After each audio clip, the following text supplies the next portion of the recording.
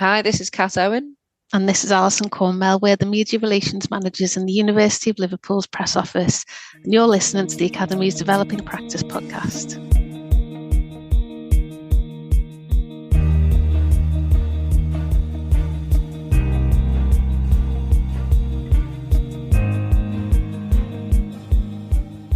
Hello, in our final Making an Impact special for 2024, myself and guest host Sarah Boardman, a second-year PhD student in infection neuroscience, talk with Cat Owen and Alison Cromwell, media relations managers in the University Press Office.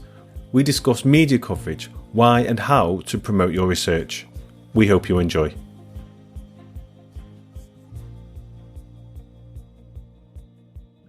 So, Alison and Kat, we're really pleased to be speaking with you today on this Making an Impact special. So today's topic is all about how to make the best use of the media. But before we get going, could you please tell us a little bit about your background and how you have arrived at the position that you're in today? So, Kat, if I can start with you.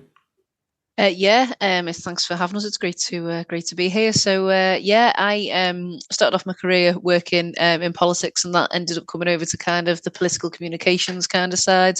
While I was working part time, I did a PhD here at the University of Liverpool in communication and media. I finished that, and I kind of enjoyed being in the comms world. So I didn't carry on with my academic research. I went and did other comms jobs, worked in the press office at Merseyside Police and that kind of thing. But then when I saw this job come up here, I really wanted to jump at the chance to be able to kind of get involved, use my skills as a researcher, and use that as a way to promote other people's research. Brilliant. And Alison, what about yourself? So thanks for having us on today. I've worked in PR for about 16 years now. So graduated from uni, and then my first job was initially a voluntary role at the Liverpool Culture Company. So they were the delivery organisation for Liverpool's year as capital of culture. So it was a really exciting first job, really great opportunity to be part of that really important moment for the city. And then following that, I've always worked for organisations that play quite an important role in the city. So worked at Tate Liverpool and National Museums Liverpool. So when this job at the university came up, and I started in March last year, it felt like a really natural progression to work for a place that plays another really important role in the success of the city. So that's where I am now. That's really interesting. So that was your first job, the City of Culture. Yeah. It was brilliant. Yeah, I can imagine. Yeah, all the things that you must have been involved with. Yeah, so I was only I'd only just graduated, so I was quite junior. So I was kind of helping deliver pop-up banners to events, stuff like that. But no, it was just a really exciting moment to come back to Liverpool after having been in Manchester for university, because then the success of the city really grew from there. Really. Yeah. So is that something that you've seen firsthand then? But since that moment, was it 2008? 2008. Yeah. Well, definitely there was a shift in the perception of Liverpool. I think a lot of people would say Liverpool was a success before that point, but I think that sense of how people see the city and its journey as a tourist destination has really grown since that period. I've got a quick question then, I suppose, to kick off from my perspective. Being quite an early stage PGR myself, I don't think many of us would have really come into contact with you guys and kind of what you guys do with the press office and your position. I'm just wondering if you can kind of explain the background of what your current position is and kind of the common responsibilities that you tend to do on a regular basis. Yeah, that's a great question, because it's a big old institution, the University of Liverpool, and kind of understanding what different people do, and there's so many different people in different departments. It's important that people know what we're there for. So we work in the central external relations team. So we work across the whole university, and as part of the external relations team, we're in the press team. There's 4 of us press officers, and each of us take one of the faculties, Health and Life Sciences, which Alison and Jenny are part of. It's two of them. I'm look after Humanities, and our colleague Sarah looks after Science and Engineering. And what we do is we're in kind of, there's a few kind of different things we do day to day, but the main thing is get in touch with researchers and see how we can promote their work. Researchers will come to us and we'll go to them to see what we can do to help promote them in the media and get their research out there, which of course is really important in an institution like the University of Liverpool, which is so research intensive. So there's that side of it. The other part of what we do is sometimes directing people to different other parts of external relations that can help with things like organising events, internal comms, student comms, that kind of thing. There's a whole team of people, which might be, in different areas across the university. We also, given that we work in the central comms team, will be dealing with queries from journalists, which can be kind of, can you provide an expert who works in a particular area who could be quoted in the news, and also queries that are a bit bigger, around bigger issues which might be affecting the whole of higher education. So kind of around things like clearing, for example. And I would say, anyone is welcome to get in touch with us, whatever stage of your research you're at. You don't have to be a kind of seasoned academic with loads of books and publications under your belt. We encourage early career researchers and even PhD students to get in touch with us if they've got an area of expertise. So yeah, that's kind of where we're at. Yeah, I think what Kat says is true, and I think that sense of we're really interested in stories. So we're kind of, I think we're telling a story about the university. So we're really interested in finding out what people are doing, and we work really closely with lots of different researchers in lots of different fields to really understand the work that they're doing, so that we can best tell that story to the general public and to the media as well. I will just say as well, to just come on from kind of Alison's point, kind of telling stories, it doesn't have to just be about research. I'm thinking to kind of stories around graduation, great graduation stories, things that students are doing, things that might be happening around kind of outreach and widening participation. Just the other week, there was a visit from the LFC Academy to campus as part of which the politics department has organised as part of their widening participation programme. And they were on campus, getting an insight into university life, which they hadn't had before. So that was something that was really interesting. So not directly related to research, but kind of showing, that the university is there and is somewhere that people across the city can come and should be thought of as an option for them. Yeah, it's really interesting. It reminded me of one that I saw on Instagram, I think on the Live Uni webpage, Instagram page even. I think it was a elderly lady who originally, like back when she was younger, she went to go and do a veterinary science course, but I think she had to stop the process of the course and end up going to take care of her family or something. And I think recently they managed to allow her to graduate, gave her the graduation. Which was really nice to see. So it's interesting how many different areas that you actually are involved in, not just the research side, but actually just general good news and stuff. Yeah, that story was great for us. That came through student comms, and so it was a really lovely example of how the press office work collaboratively with other members of our wider team. So we were able to identify Angela, and then at graduation I was there, so I was able to meet up with her and get that video of her, which then our social media team edited together and posted on our channels. And then it went like crazy on social media. There was such a lovely feedback to that story, and then that generated media inquiries. So she ended up doing an interview on 5 Live, and that was just a great example of the type of stories we're really looking for. Those kind of human interest stories to really bring to life the work that we do and the kind of the importance that people play in the story of the university, I suppose. Yeah, definitely. I think from my perspective, being a background in science as well and a woman, it was very inspiring and very heartwarming for me to see her finally walk across that stage. So I know you said that some of it is kind of like public engagement involved. So do you work closely with the public engagement team as part of what you guys do? Or is it kind of like molded together? I'd say the majority of our work is with academics and researchers. I think that's fair to say, isn't it, Kat? I think that is the majority of the work that we do is with those groups.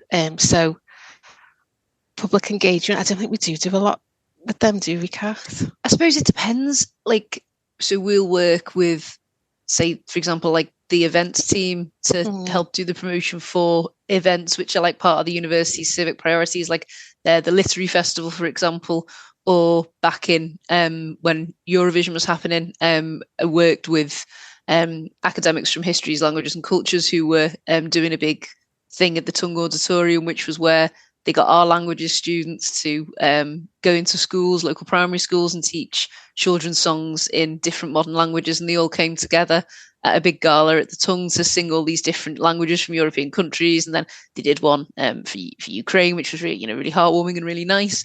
I suppose that is public engagement, but it so happens to be because it's kind of connected to, this is connected to the students, to our academics, and the Lit Fest is connected to our English department. The festival director is the dean of the School of the Arts at the moment. So yeah, there is a public engagement element to what we do, but that kind of is through kind of academic connections and also through things like, for example, Go Higher, which is the humanities access diploma that people can do if they're not from a traditional academic background. That's got a humanities kind of lean to it. So I've done some kind of promotion for that, which is kind of again all around public engagement, getting people to the university who might not ordinarily think it is for them. So it forms a part of our work, but it is kind of, there is always that kind of academic background, I guess. So if from the perspective, I guess, of a PGR, or I guess generally like any postdocs or academics who are interested in coming to you with some of the research that they want you to help out with, what kind of support do you offer? That, I mean, it kind of it can vary depending on, I think it would say it depends what's happening and what it is. What we would say we'd do first of all is get in touch with us, and we'll have a conversation about, kind of, what is it that you're looking to promote? Is it that you've got a paper coming out, in the next month, in the next couple of weeks? Is it that you're just looking to raise your profile generally? Is it that you'd be happy to speak to the media? Kind of getting that sense of where you're up to is what we do first of all. And then, depending on kind of where you're at, there's a variety of different kind of roads we can go down. Encouraging engagement with media, we can put you forward to the media as a spokesperson about an issue. We can write a press release about your research and distribute that to media. And I guess it will depend, the extent to which we do that will depend on what the hook is. Is it a new piece of research? Is it exciting? Is it linked to something that's going on at the moment that's really, really topical? We can also encourage, kind of point you towards routes like writing for the conversation. So writing blogs, the conversations are kind of blog, which is aims, the kind of purpose of it is to promote academics research amongst the general public. So encourage you to think about how you can kind of make your research accessible. And even if it's not, I'm talking very much about press releases and media, we work quite closely with like you mentioned, you saw the story on Instagram. So with the social media team, to see maybe if there's an avenue for how you could promote your research on our channels, which isn't, the kind of traditional press release, but is a bit different and maybe a bit more creative, particularly if you've got kind of a lot of visual opportunities, which, in some parts of in science and engineering and that those kind of faculties have. Fab. I suppose one of the ones I'm wondering is maybe a bit of a like unusual question, but for me, I'm always trying to think of like outside the box to try and get people interested in what I'm doing. So I'm curious, like you've mentioned like the conversation and like writing blog posts, and then obviously like going on to like different media outlets. Is there any like unusual outside like kind of media exports, I suppose, that you've done that wouldn't be classed as like a normal way to do it? I'm just curious which ones, or you can think of any. I mean, we're kind of really open to those conversations, I suppose. So I don't know if there is an example, but I think just having that conversation with someone and finding out how best we can kind of communicate something. So it might be that, and it isn't something we've done, well, certainly not something I've done, but, you know, we have got traditional media contacts and routes, but it might be that there's something that works really well with, I don't know, influencers, Instagram influencers or something, you know, like, I'm working with different channels is something that we're open to having those conversations about, because if it's a way of sharing news about an area of research that we think is going to particularly speak to a specific group of people, and that's the route into it, then we're kind of open to trying these things out. So although traditional media is broadly where we do a lot of our work, I think there are always other ways of getting that story out there, I would say. I mean, if you've got an idea for how you can do does I sound like an old person when I say it now? Have you got an idea how you can do a TikTok about your research? I'm sort of laughing and you know, saying, oh, you know, trying to be down with the kids, but you know, the university does have a TikTok, and if there's ways that we can kind of, if there's something interesting that we can, you know, use that platform for, where it would benefit from, you know, somebody talking, if it is a kind of a, you know, something trending that we can use, we're open to those kind of ideas. You know, obviously we've got to think about how the university looks and the wider reputation of the university, but we'd rather discuss something and have an idea, rather than you think, oh no, that's stupid, I'd better not even entertain it, you know. In a previous podcast, in a previous Making an Impact special podcast, we had a lady on called Tina, who was talking about increasing your LinkedIn network. I think she's got about 15,000 different connections on LinkedIn, and she's got a YouTube account which isn't far off as well. And she was talking about creating blog posts on LinkedIn to do with your research, creating your own YouTube channel on this. Is this would the university be supportive of that, or would it be rather? I know this is probably a question for the social media team. Would that be a problem, or would it be supported, or would it be rather the fact that the university would probably rather that go out on the university channels instead? You're going to be really annoyed by this answer. It depends. Yeah, it depends. What I think, I mean, and I say I can't speak fully for the social media team. They're the pros in this. I think it would be a case of having a conversation about what already exists, and is it, you know, is creating a YouTube channel might be the idea, you know, more LinkedIn blog posts might be, you know, the idea, but it depends what's already out there. You know, I know a lot of people say, oh, we need to create a Twitter for this new project. Sorry, they call it X now, don't they? Again, sounding like an old person. You know, we need to do this because it's the new thing. But I suppose what we would do is we'd say, well, come to us, and between us and the social media team, we can, you know, be open to the idea, but think about, okay, that might not be right, but what else can we do? What other avenues are there that maybe incorporate the ideas, but in a slightly different way? Or it can be sometimes a case of joining people together. So I'll come in on that point, I suppose, about researchers sharing their work on their own channels. So obviously, as Kat says, we can kind of work with you to decide how best to do that. I think while we do encourage people to celebrate their work on the channels that they may have already, it's always worth having that conversation with us in advance, so that we don't run the risk of scuppering the opportunities to share that news more widely. So although you may have a solid Twitter following or LinkedIn following, it's always worth looking at opportunities for us to be able to share that more widely, so that we can drive even more traffic and more awareness of the work that you're doing.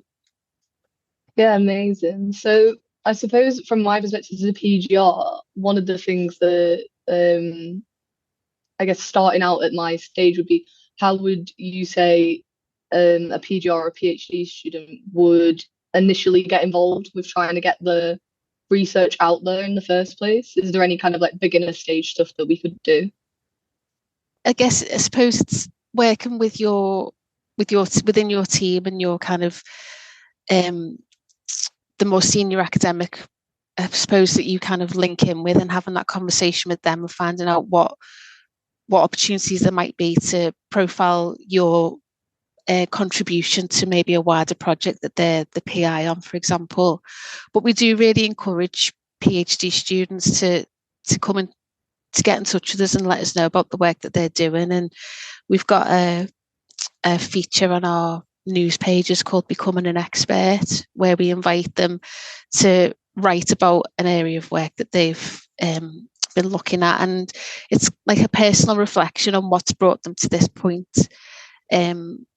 So it might be like, you know, a personal experience that's made you want to explore a particular topic, and it's just a nice way of being able to introduce that there are lots of different people that work at the university at varying levels, and giving them the opportunity to share that with a wider audience.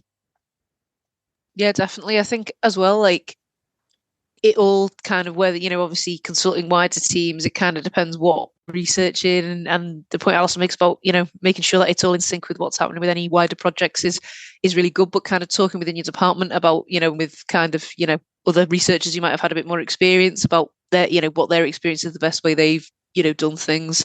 And there might be, you know, books and stuff you can write for, and, you know, kind of, I know certain departments have like a profile group to raise the profile of that specific department. So it can be really good for you to get in touch with them and see what different levels there are where you can promote your research, really.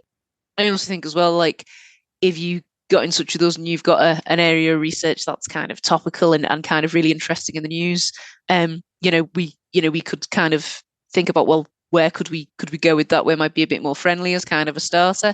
And we do have quite a good relationship with Radio Merseyside, and they do kind of ask experts on for topical issues, and they generally, and, you know, as I say, you can never be sure with any media, but they tend to ask questions, you know, that are very kind of, that they're having you on as the expert. They're not trying to trip you up. Things like, you know, can you tell us about the topic, you know, and why is this important? You know, what does it mean for Liverpool or for the city, and those kind of things. So we can explore opportunities like that if that's the kind of thing that you know, people were up for doing and wanted to do.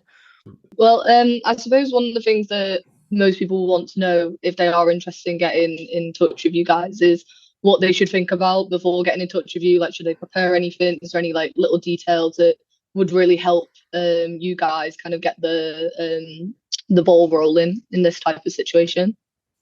I think it's always worth thinking about what are the kind of key messages about a project that you want to try and communicate. What are the, if you were chatting to your friend, what is it that you would want them to take away when you told them about the research that you were doing?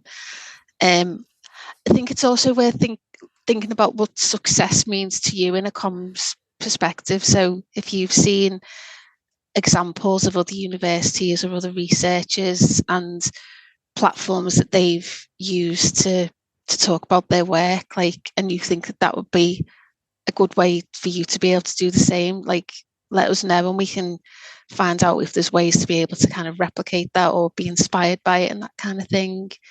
And I suppose another thing to think about is case studies, which may or may not be relevant, but when we're thinking about media interest, quite often if there's an example of a person who's benefited from that research and they're able to talk about it in a kind of really human way, then that's always a really nice way of being able to reflect the research that's been doing, particularly obviously because I work on health and life sciences. Quite often the works can be quite difficult to maybe communicate because of the nature of it, but if there's someone that's benefited from a piece of scientific research, you know, has had their health improved, for example, that might be a nice way of going into something to make it a bit more appropriate for a more general audience to understand, I suppose. Yeah, I think kind of as well, one of the things that I always ask is why, you know, researchers come, and I'm always saying kind of why, you know, well, you know, why, things like why now, you know, why should anyone be interested, you know, what, you know, why have you started kind of this project? What's the kind of bigger idea? So I guess it's just kind of, come to us. You don't have to have all the answers, but just be prepared that we might ask you some questions, and we might kind of constantly be kind of driving at you to kind of get to the nitty gritty of why the wider public should kind of care. Which I do think that it's not, we're not being deliberately annoying and being like toddlers asking why all the time, but it's just to try and get to the bottom of, and to try and kind of tease out those those kind of things that people would be interested in. Also, as well, like coming and kind of wanting to get your research out there can mean quite a lot of things, to different people. We've talked about all the different platforms, and kind of building on a point that Alison made, it's like, if you want to get, you've got a really good idea and you want to get your research on telly, you've kind of got to have visual things. Or if you want to do, videos for Instagram or TikTok about your research, it's really useful to have something visual that's there. So, if are the tests going on that can be filmed, is the, a performance, is the kind of a community group that can, that'd be willing to be filmed and different people be interviewed. So think about when you listen to the radio or watch TV or watch any videos, what kind of thing is it that captures your interest, and is there anything in your research that would be an idea for that? And it's a big ask, but having ideas around that can be really helpful when it comes to us. Yeah, so I suppose it's more about taking inspiration around things that are similar to what you're interested in doing, and kind of coming to both of you with more of a broad idea, and then you can kind of work out the kinks and any little small details later on. But having a wide idea of the picture is the good thing. Yeah. So I think one of the things, I mean, for me, I'm from Merseyside, so I'm just, again, another curiosity question from my perspective. But I suppose being a University of Liverpool and being like in the region, and I know, Alison, with your background in Liverpool, is there a lot of work in the actual Merseyside region that you guys do in terms of media? Is it more, most of the time you orientate towards Liverpool, or does it go quite wide, international, and anything along those lines? Yeah, I mean, local media is really key to the work that we do, particularly because a lot of the research we do does impact the city region. Like, the work that we do is for the local community, so we do have a really good relationship with local media, but equally, because of the nature of the work, it is global. So we've got relationships with institutions across the world. So yeah, we have a relationship with more national and international media, and that is something that we're continuing to develop, particularly internationally. So yeah, it's kind of like everything. So we're busy. Yeah, the local is really important with certain pieces of research, as Alison's already touched on, research that we're doing, that, working in partnership with kind of partners across the city region, whether that be kind of hospitals or local government and councils and things like that. And even just on a basic level, if we're doing kind of civic events at the university and events at, for example, the Tongue Auditorium, the audience for them will be local. So it's really important to engage in kind of the local media. But yeah, it's not just local. That's an important part of what we do. But depending on the research, we work with journals that maybe American. So they'll be they've always got a kind of international outlook. So it's important to keep our eye on that as well. Yeah, lovely. I suppose from my perspective in the science background, again, I keep bringing up science, but I would assume that you get a lot more of those type of stories and kind of like people coming to you more in that terms of like getting a media outlet with science background. But I'm curious, would you say it's more difficult for people not from HLS or science and engineering, more from HSS? Do you think it's harder, or would you encourage people to come through even if they didn't think it was a big story, if they were from more of the HSS side of the faculty? Like over the HSF side, so I'd be out of a job if people didn't come forward with the humanities stories. Yeah, I think definitely. I think that there can be sometimes quite a bit of perception that like, oh, we're only interested in science. That's the only things. And obviously, when you pick up a newspaper, it is the kind of new discovery kind of stories that do grab you. However, there's loads of really important humanities research going on, and the number of requests that we get for people to speak about kind of politics, about bigger ideas around criminology, those kinds of subjects. There is the demand for it, and so yeah, we'd encourage kind of anyone from all disciplines to get in touch and kind of not be discouraged if they see that it's really big science stories, because the next week it could be something really big for humanities. There's demand everywhere, so I don't think that your area is not important. Yeah, fab. I think, from my background, it's like science is relatively easy to try and think of how to kind of like put it out there in the media. But I know a few of my peers who are in the HSS side, I'm sure they struggle quite a lot to think of that. So do you think there's any kind of platforms, or is there anywhere they could find examples of people from maybe like their area that they can gather inspiration from? Yeah, I mean, having a look at what we do on the central news pages. I think in the resources we've put the address to see the kind of things that are coming through from humanities. Having a look as well on the Conversation website about the pieces that are written. There's a lot of future pieces in the Conversation around kind of topical, political, international, kind of social issues are from HSS. So have a look there. And also, if they're kind of looking for inspiration, please get in touch with me. And if I don't know the answer, we can kind of think around. And it can be difficult when you think I'm working on a really niche point of sociolinguistics. But just to give kind of one example, from I think it was the end of last year, there was some kind of study that had been done into the most annoying words that are used, or there'd be a vote about the most annoying words, and we managed to get someone in English to talk about these annoying words. And when you read their research profile, it was like, kind of lexical communication, like, sociolinguistics, kind of from those words, you wouldn't think, oh, that's got wider appeal, but it does. It's just kind of maybe thinking, in those kind of a bit more, as you said before, out of the box about what those, what is it that you do and how could that appeal? So I wouldn't, like, from again the perspective of PGR, I guess any academic again, I suppose a lot of people get journalists approaching them directly, and whether that be through like Twitter or LinkedIn or just general email.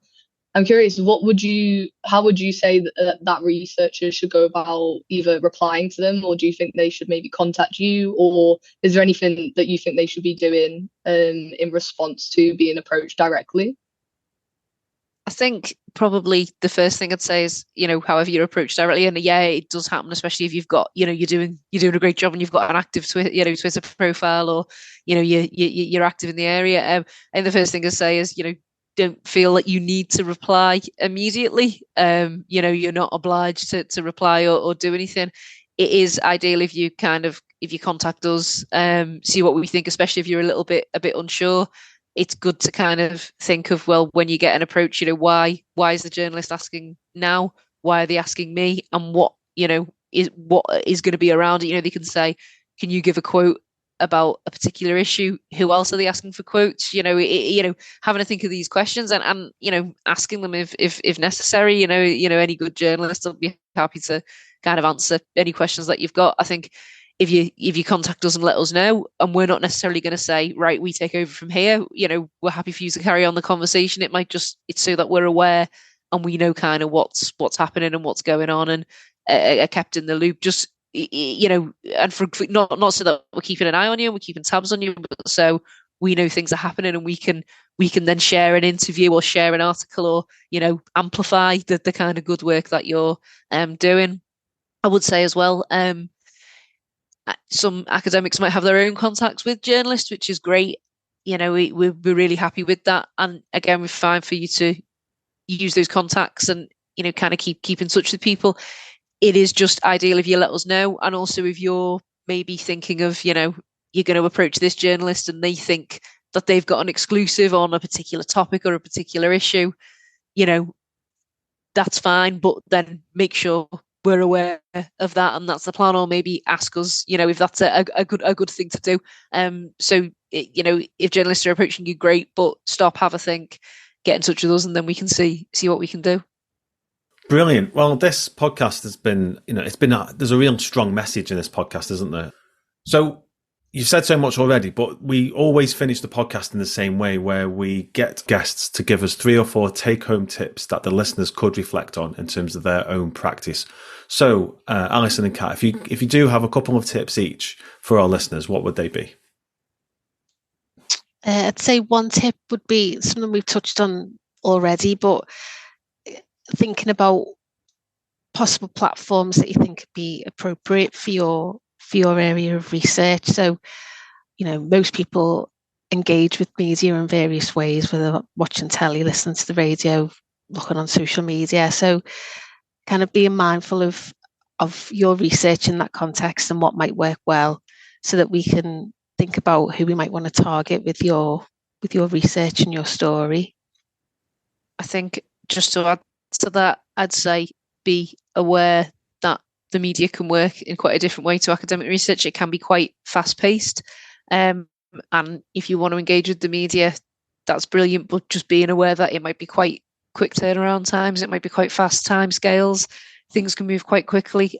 So just bearing, and the news agenda can move quite quickly, so bearing that in mind. So, get in touch with us as, if you've got an idea as kind of as quickly as you can, because saying, oh, this was in the news 2 days ago and I could, be a voice on it, it's probably, not all the time, but it might have already happened and it might be too late. So thinking about things early and thinking about things in a timely manner is always good. That's great. Thanks for that. And it's been a really great conversation. Thanks for your time. Thanks a lot. Bye. Thank you.